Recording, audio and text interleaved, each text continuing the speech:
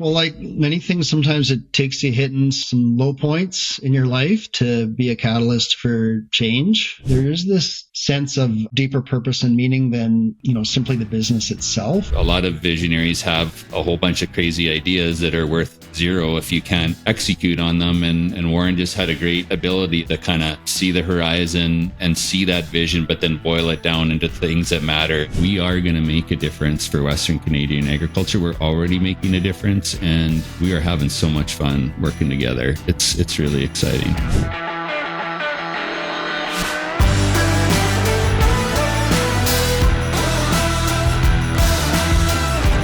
Hey now, it is Dan Aberhart here, and welcome to the Growing the Future podcast, where we talk to folks who like to innovate, collaborate, and transform the agricultural industry. Thank you so much for joining us for Season 6, Episode 11. They say that you shouldn't really worry about what anybody thinks about you, except for the people that you would be asking for advice. And I'm very proud to have two of those people that I have often asked for all kinds of advice in my life on the call with me today. And I know you're going to get a lot out of this conversation and a lot of different aspects of it. But before I introduce today's esteemed guests, it's a doubleheader. I'd like to remind you to check out our family of companies online, starting with AberhartGroup.com, growing the family of companies together.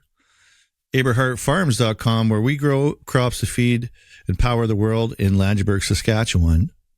PrairieDome.com, a Saskatchewan seed potato and U-pick berry farm. ConvergenceGrowth.com, accelerating solutions across food, health, and agriculture. Pristine.ag, helping you know the food you feed your family is made with the best decisions available to farms.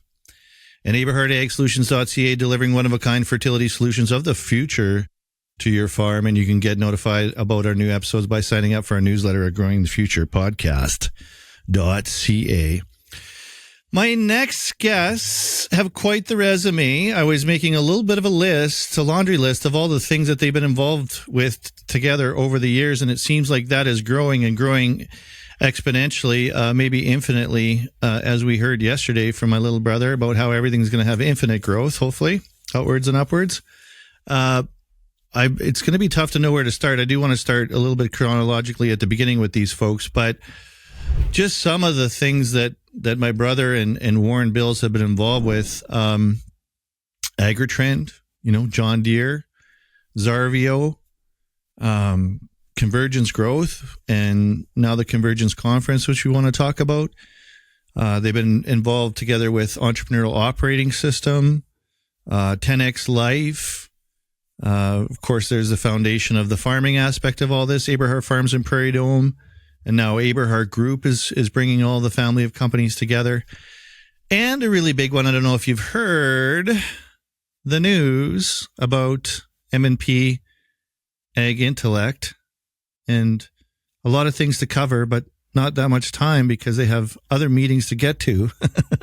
So it's only going to be a part one. I was joking, but it's going to be a really good conversation. This is a year-end wrap-up, a sort of, little strategic coach. What went well this year and what are you most proud of, I think, for all of us in a way to count our wins, as this will be the last episode of 2024. And hopefully you take a lot of inspiration out of it, dear listener and dear watcher, dear viewer. Welcome to the show, Warren Bills and Terry Aberhart. Thanks, Dan. Good to be here. Okay, so where I did want to start, though, very specifically was, Warren, I don't know if we've had you on the podcast in the capacity of telling us a little bit of your backstory to where you met Terry. And I don't know if you got a funny story when you first met Terry, but give us a little bit of background on yourself, because I wanted to start there and then get to where you guys met and started this journey of working and collaborating together to build all these incredible things together. Well, maybe that's on purpose why I haven't been on telling the story. But, big reveal. Big reveal. Yeah, so it's I can remember and picture it actually pretty clearly. I was being sold to the opportunity of consulting and providing farms with advice on how to grow a crop and how to use technology and maps and data to do that. by some great industry veterans like Rob Syke, like Chris Patterson, and those were the who's, and still are the who's in many ways. And they said, you got to get down and meet Mr. Terry Aberhart. Come to our summer training event in Lethbridge, Alberta. And I remember heading down to Lethbridge. At that time, I was living in Calgary. I remember heading down to Lethbridge. I would have been about 23 years old. And drove down to meet not just Terry, but a bunch of, I'll call them crazy minds of agriculture, of agronomy, some renegades, some people that had different ideas and personalities. And Terry was one of those, with his long hair and earrings and hat straight back. And he was set to conquer the world in Langenburg with his dad to grow a farm, and pretty much willing to do whatever it took in regards to make that happen. And so, I remember meeting with him. I think we did a little bit of a standoff and circled around each other a little bit to make sure we, what they call that. National Geographic there. National Geographic. But at the end of the day, there was some early ideas that I had needed to bounce off someone if they'd be willing to try. And Terry was back then and has always been, has a hard time saying no. And so he said, we could try that on my farm. And so that led to really, I would say my relationship with Terry grew through Aberhart Farms and with his dad, and just a level of trust of trying new things and experimenting a bit on how to grow crops a different way than they had been, and try different things in terms of using the technology such as their seeders and their sprayers. And so that's where we met at a training event in Lethbridge. And before that, you were involved with the iron industry, were you not? You were involved with John Deere, weren't you? I did, yeah. I spent a couple of years selling sprayers for John Deere out of a group in Alberta called Deere Star. I led the Southern Alberta territory. I actually, if you remember, Dan, I met you before I met your brother. Didn't know you had time to have that connection. But yeah, we have a common past in that way. And it was, I actually credit that time also to where my interest in helping farms and ag business and retails with technology come from. I tell a story where I was helping a custom applicator.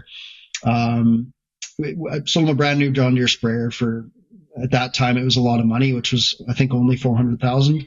Yeah, it was pretty cheap when you look back on it. Pretty cheap now. It's probably doubled then. But I actually just ran into him about a year ago at an event, and I told him this story. But he called me. He was so upset. He said, "Warren, I can't spray." I said, "What's going on?" I won't name his name. And I said, "What's going on?" He's like, "Well, my monitor keeps telling me that it's full, and there's this error and there's this data." Oh, yeah. I said, "Well, what did you do? What I told you to do over the winter and download this to Apex?" "No, I don't have time for that." Well, so he said, "Where are you?" I'm like, "Well, I'm a few hours away. I can't help." He's like, "Well, I got to spray, right?" So I did. I admit I guided him through the menus and wiped 3 seasons of spraying data off his monitor so that he could go ahead and collect more data and spray. And I just had this pit in my stomach. It was like, what have I done? Right? Like he's a custom applicator that might need that information. He might have reports, but I remember that moment clearly. And I remember that being pivotal, saying, I gotta step out and help people like this that put no value emphasis on the importance of digitally transforming their farm. So anyway, tell that story as well, because I think when I look back, it's shaped to where we're at today and what we get to do. I feel your pain on the old PCMCIA card there on the brown box. Yeah. Starfire one. Yeah. Pretty interesting. As you're talking, I think, so when you guys came together, because I'm making a list of all the things that you've created together, and I think it's actually the giant flywheel's just getting started in a brand new way. But Terry, I know you've gone through this exercise a little bit with Warren when you guys met over the years, but somebody here is a simplifier and somebody's a multiplier and somebody's a little bit of a visionary and somebody's a little bit of an integrator. Talk to me about that, your guys' relationship in that context and all the things you've been kind of building together since you met. Yeah, I think, meeting Warren and doing the work that we did at Agritrend was just, we've learned a lot of things since then. It's been, almost 20 years now.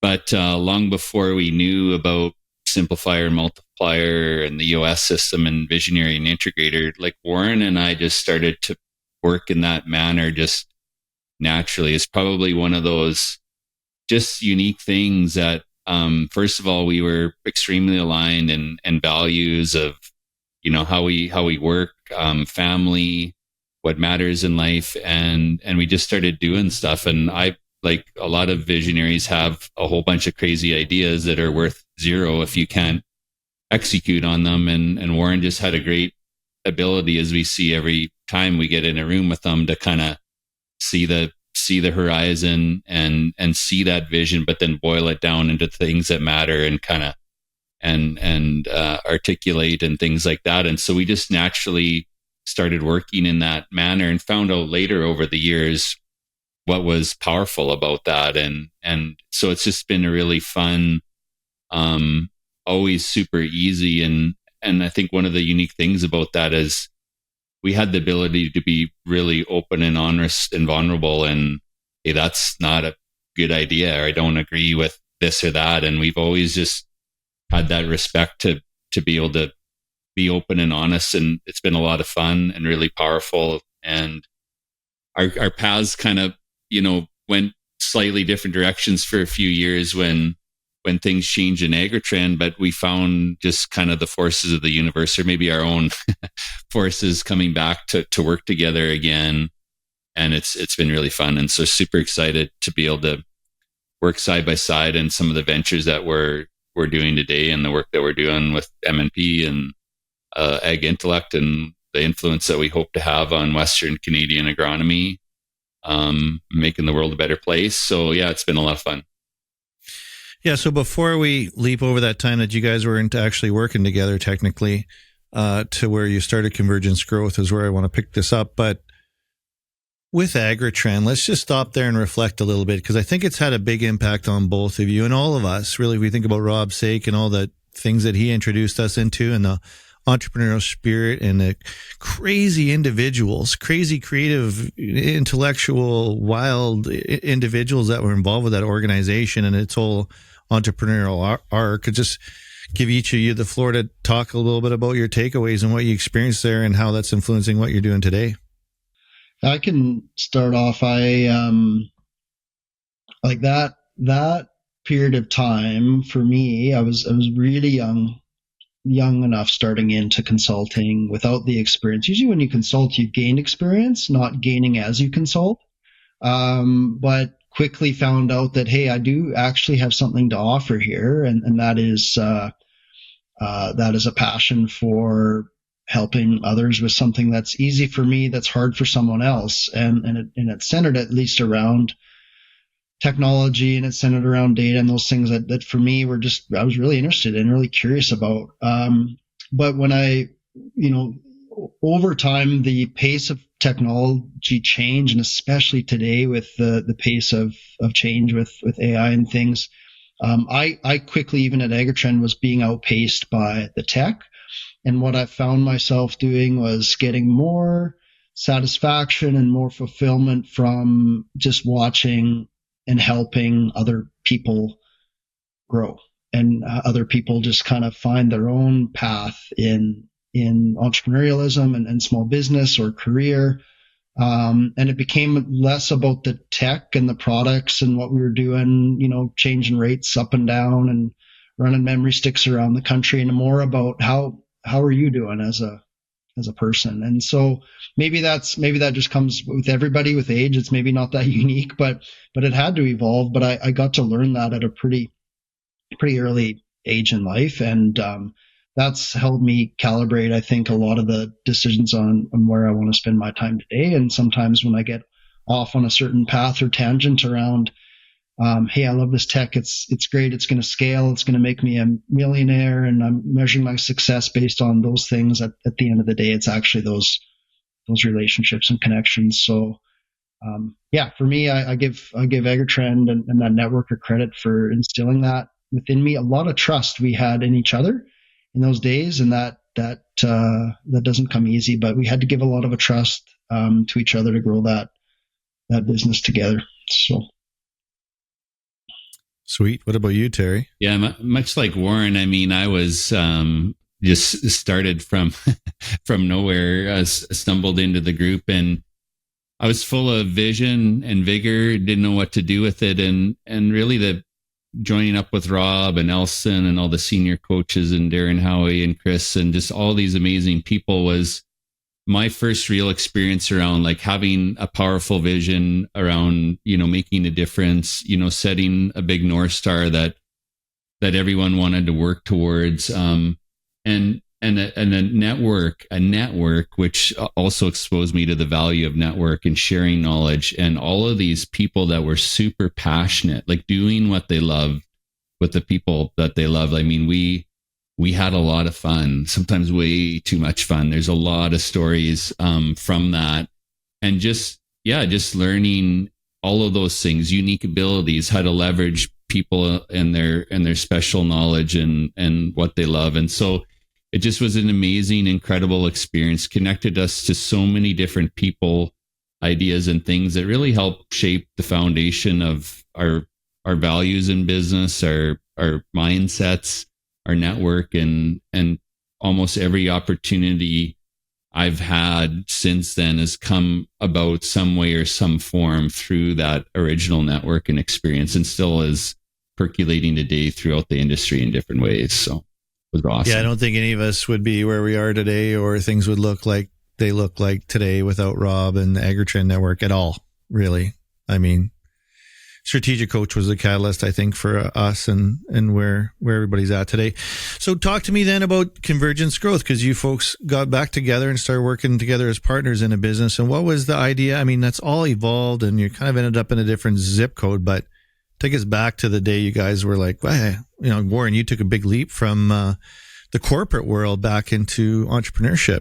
Yeah, well, like many things, sometimes it takes you hitting some low points in your life to be a catalyst for change, I would say, and we all have those to reflect back on.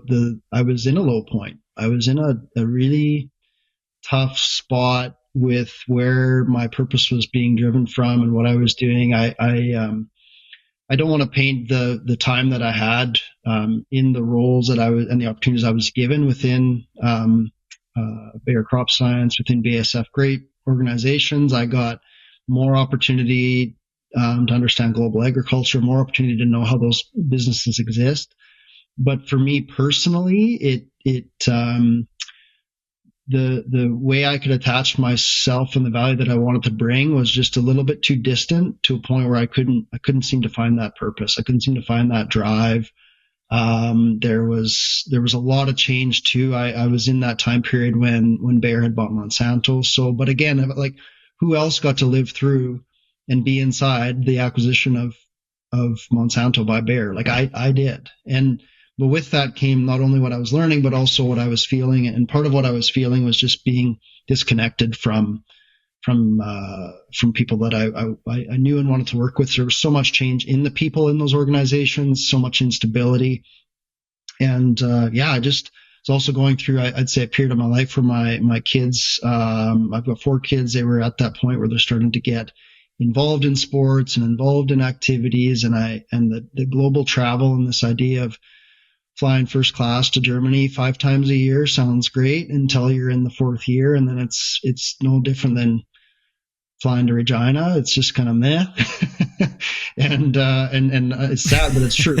It's what happens. So anyway, the time was for me to make a change, and so for whatever reasons that I like to believe were all pre-planned. Our family was out at the lake with Terry and his family out at his lake, out at his cabin, and we ended up on a fishing boat with our boys. And I probably cried when I was on the fishing boat, but it was pretty obvious to Terry, who was in a different spot, probably a better spot than I was. He was able to look into me and say, Warren, well, let's figure a way through this. Let's figure a way out of this. And I don't know. And he's the visionary, right? So I don't know exactly what that looks like.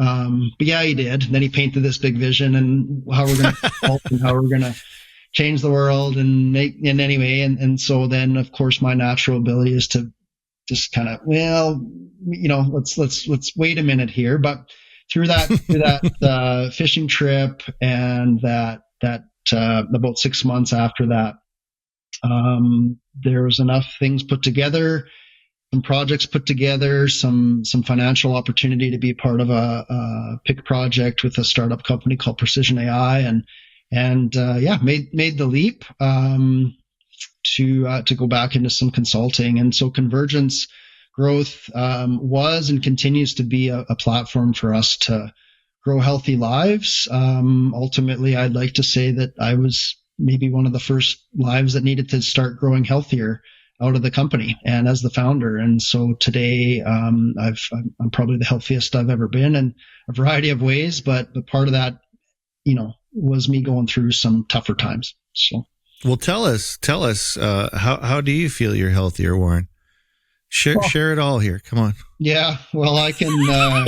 How much time we got, Dan? How much time we got? Well, you guys got to cut off in a half hour here, but I think it's important. I think it's important for us to understand, when you say healthier, I mean, I think everybody's reaching for that, right? Yeah, everyone's reaching for that. So I think number one is how I'm measuring success today is completely different than how I measured it 4 years ago, 5 years ago. So success used to be measured by the number of digits in my bank account and the size of my house and how much land I owed and what I was driving and even my title, even my job title, even who I was working with and those sorts of elements. And so my definition of success today is none of that. Ultimately, that's a consequence of and an outcome of just being successful and purposeful. Those things will happen, but that's not how I'm measured or who I am.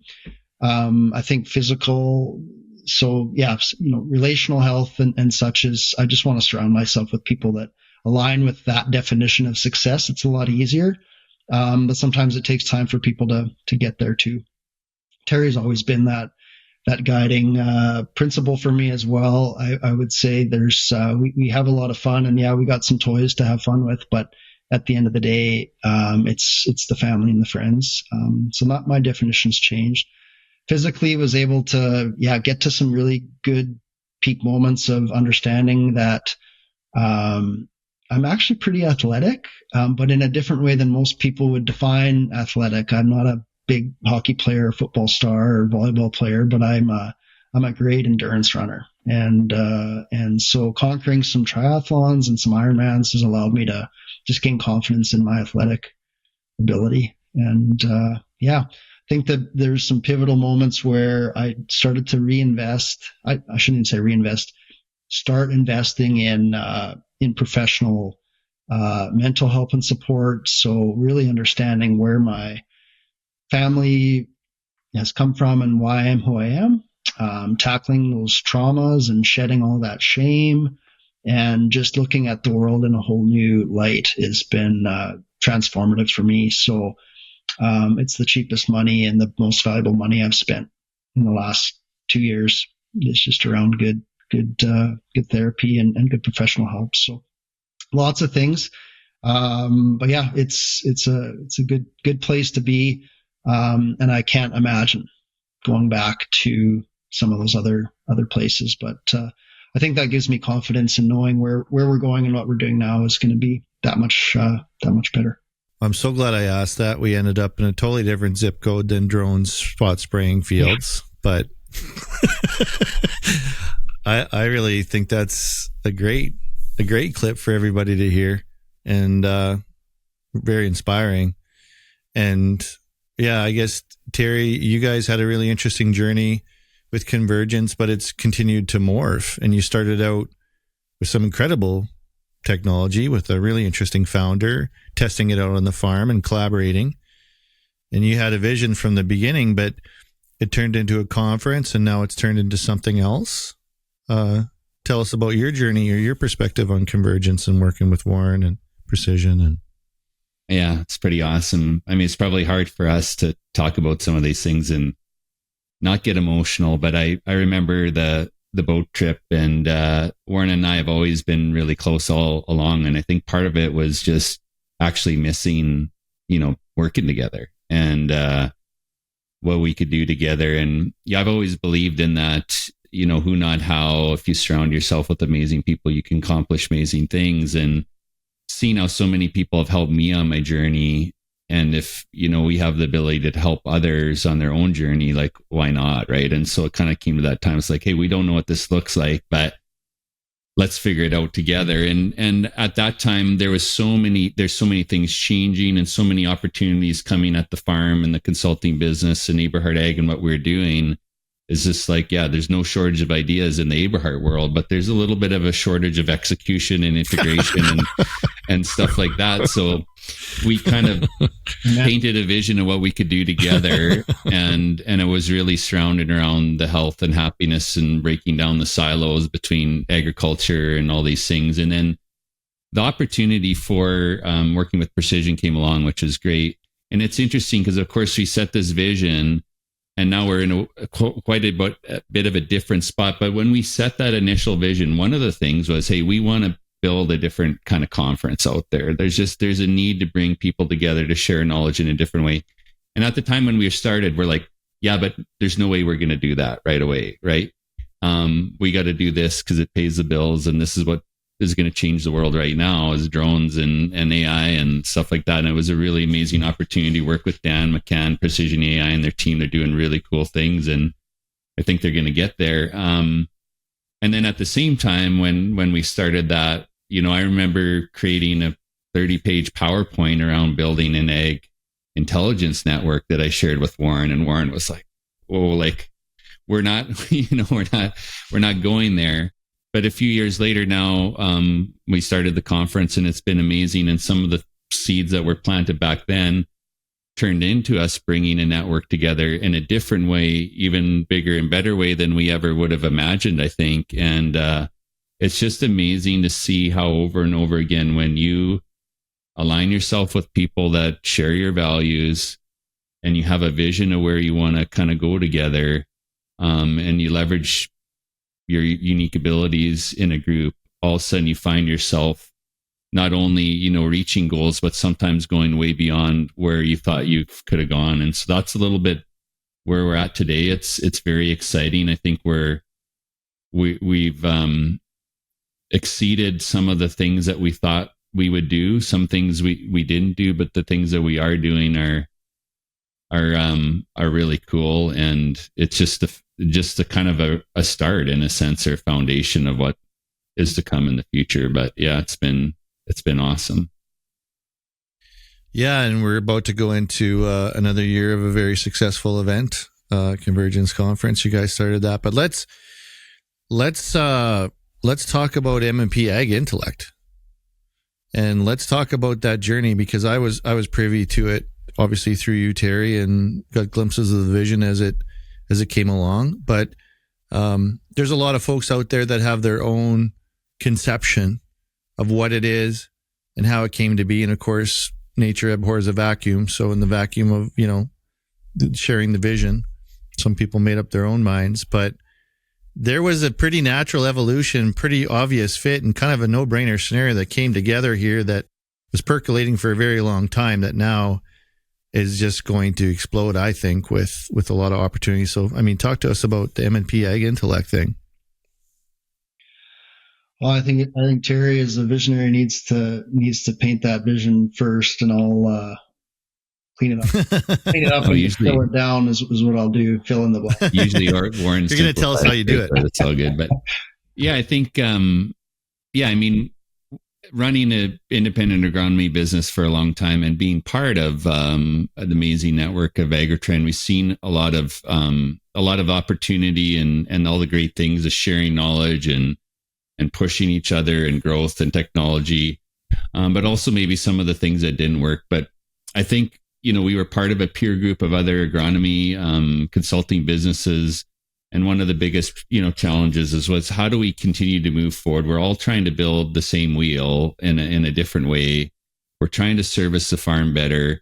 There's more technology and ESG and consumer demands and all these things coming at the farmer faster and heavier than ever.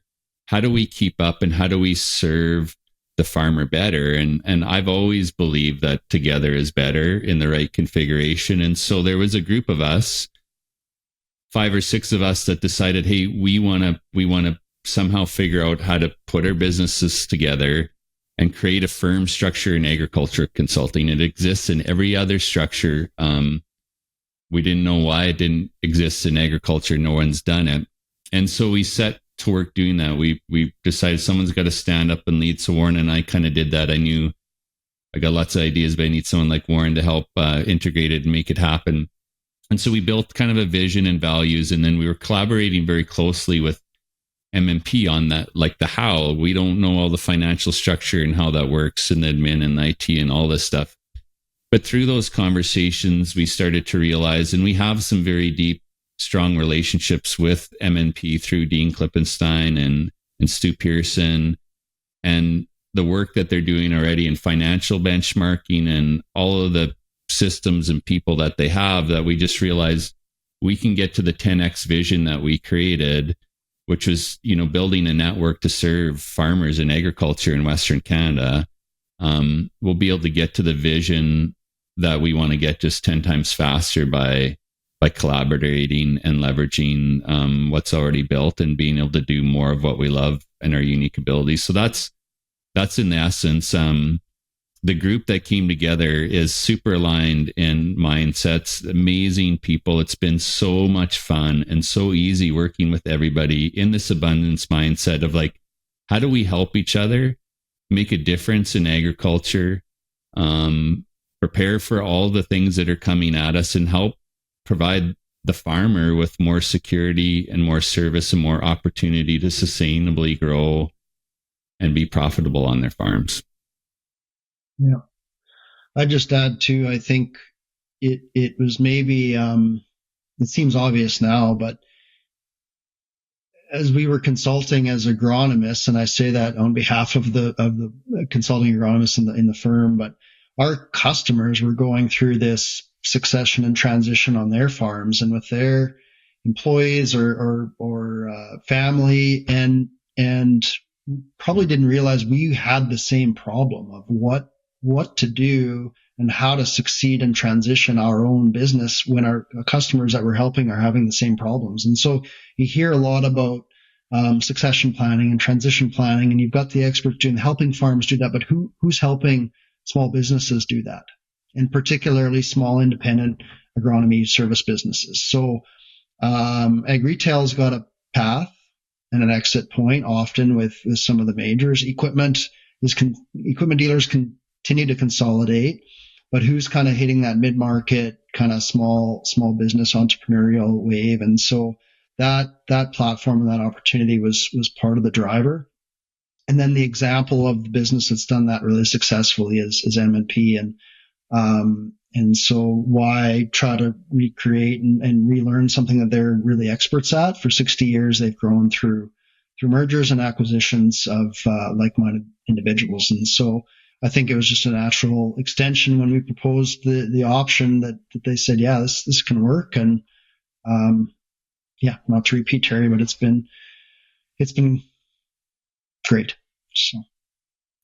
I also think it comes down to one of the things that we talked about earlier. It really was around values. And honestly, I'm a huge values and vision person, and I've been incredibly impressed and surprised a bit by the strength of the values. And when we originally went with our group of 6 people to the boardroom in Calgary to meet with the CEO, Jason and Tanya, I mean, basically the discussion was around values, and a lot of the values aligned with our values of a kind of that one pot, one team, one firm model, being entrepreneurial, finding that balance, having some fun, doing things the right way. And we're like, yeah, this just feels really good. And we believe that we can make a difference together. And I think that's the key difference from the group. And it's something that's super exciting to me is we're gonna break some stuff. Some things aren't gonna be perfect, and yeah, there's always gonna be some bumps in the road. But we are gonna make a difference for Western Canadian agriculture. We're already making a difference, and we are having so much fun working together. It's really exciting. Well, you've attracted some really incredible minds in agronomy and some incredible entrepreneurs that I thought were ultimately skeptics that came along. So I think the proof's in the pudding, and I think it's only going to grow from there.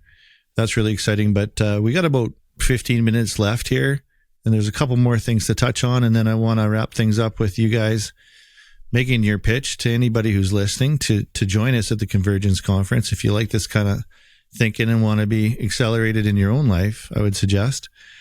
But yesterday we all got in a boardroom, and Warren, you facilitated conversation around Aberhart Group, which is a lot of the same thinking. And I know it's been something to wrap one's head around, the idea of a family office. But Warren, what are you seeing with the formation of Aberhart Group? Let's talk about that a little bit, and some of the synergies and the goals and the infinite thinking that the game never ends in business, where we're taking this thing. Yeah. Well, I appreciate you asking, Dan. Like it's always it must be a risk to attach your family name to a company. Well, they never asked me, so I mean, I just saw the news release, and I was like, I'm the only non-Aberhart on this podcast, but I would say that it takes courage, it takes risk, but it takes vision and the right steps of faith to grow against that vision. It's something that I've probably always enjoyed about working with Terry, but also just working with his family and the Aberharts, whether it's Harvey and Debbie or yourself, Dan, or Michelle, or whoever I'm with, there is this sense of deeper purpose and meaning than simply the business itself. And so, yeah, I think where we're getting to, and where I can sense that we're getting to with the Aberhart Group, is no different than maybe how we landed within the consolidation of agronomy companies. Is how can we do this to reach a common goal, but do it efficiently so we don't go broke along the way, and then we can leverage and give more opportunity to the people that are involved. And I said it yesterday on the call, and I'll say it again. I wouldn't have believed that, say, one of my 4 kids would have an opportunity to work maybe at Aberhart Farms on a combine, or doing something along the farm line, or maybe selling product with Aberhart Ag, or I don't know what the future holds for that. But when there's groups, when there's larger platforms that you look into, whether that's as big as the Aberhart Group can be, or other kind of farm groups that are centered around those values, I think it gives the employees of the companies that are within this deeper sense of longevity and purpose, that, hey, our jobs is secure. We're not at risk. We've got more than just the farm holding up our paycheck. I've got opportunity to maybe move laterally within the group now that I didn't think of before I started. And I've seen examples of this in other larger farms as they integrate vertically in their niche. And so I think there's only more for Aberhart Group as we look within agriculture that has an opportunity to be vertically integrated. We look for the right people, and it's a really smart move. It's going to pay dividends, and leverage the talent that's within. So excited and honored to kind of be a part of the formational stages, and here for the long run. So dividends, that's a good one. I like dividends are good. Yeah. Terry, you want to chime in on Aberhart Group as we're getting close to the finito here? Yeah, I think it's just an extension and formalization of something that's already been happening and percolating along within our worlds, and the business that we do and the opportunities that we have. Is it's always been about more than just the widget or the business or the crop. I mean, that's where our passion lies, and I think largely it surrounds around some of those core values of doing what you love with people that you love. And we love agriculture. We love all of agriculture. And I think it's one of the best, most amazing places to be. And what I'm realizing more and more is largely we've done a terrible job of telling that story. And luckily we have one of the best storytellers within our group to tell that story. So, this is the opportunity that we have, is to continue to do business, to collaborate with amazing people and abilities in the industry that not only helps what we do, but can help others. I believe that we can help raise all boats. We're not competing against our neighbor. And we need to do a better story, tell a better story for ourselves and for the industry. That's what the consumers are looking for. And we need to draw people from outside agriculture into agriculture and those opportunities. So that's a little bit of our kind of just cause or purpose. And now we're just kind of refining it and defining it and making sure somebody can make it happen, because it won't be me. I just will think about it. Hopefully you guys could figure out how to make it happen. But that's where we're at. And really this is kind of the purpose, getting where we're going to get to on the conference here is starting this conference, that extension of percolating our passion for agriculture in all the different areas of agronomy and science and marketing and business planning and mindset, and ultimately not only soil health and the health of the planet, but the health of the people in agriculture, our families, our fathers, our kids, our teammates. And I think it's a beautiful thing. And so that's what we've started. And, the Convergence Conference is bringing all these things together for those that, essentially want to look at how to celebrate the success that we've had in agriculture, even though times may be a little bit tough right now, but also look at how can we make this better for everybody in all these different aspects and have a bit of fun. What I'd like to see is having some of the folks that are listening to this or watch this join us, because I think sometimes you might listen to this and it all seems like a big highlight reel of success. But I know everybody on the call here intimately, including myself, we've all had, and you alluded to it a little bit, Warren, we've all had tremendous challenges. And with success comes all kinds of challenges. And you said yourself, Warren, in one of the 10X Life sessions that Terry was putting on, bringing some of the concepts from Strategic Coach back from the sessions, was rather than comparing, let's be curious about how those people that were successful got there. Let's surround ourselves with people who we would want to go to advice for. And we are the sum of the people that we surround ourselves with. And so if any of this appeals to you, I would suggest to you, come and join us at Convergence Conference, because this kind of thinking is rampant. And just like you guys were exposed to that kind of thinking with Agritrend and the folks that were involved there, now you're creating the platform for the next generation or people that are in the industry to come with like-minded people, experience this kind of thinking. And let's face it, we all need to go into 2025 with some courage and confidence, given the landscape, and agriculture is going to be a lot tougher than 22. It's a different ball game. Warren, we're going to do this again this year. I think it's going to be an amazing platform again. But yeah, last year you guys took a huge leap, made a conference out of thin air. It ended up, we had a lot of moments sitting around last year, this time going, is anybody going to buy a ticket kind of thing? And it sold out. And here we are putting the second one on. What would you say to folks that are wondering about spending some time with us in February? Yeah, I've been thinking of maybe an analogy to use, and I feel like it's timely at U.S. Thanksgiving Friday. If we think about the conference a little bit like our plates at Thanksgiving. So the reality is, if we were only to put turkey on our plates over the Thanksgiving holiday, all we did was talk about turkey, eat turkey, and clean up the leftovers and everything, we'd get pretty tired of turkey. And if all we did was put potatoes, and I can go on, but the reality is what we need is we need a bit of a balanced diet.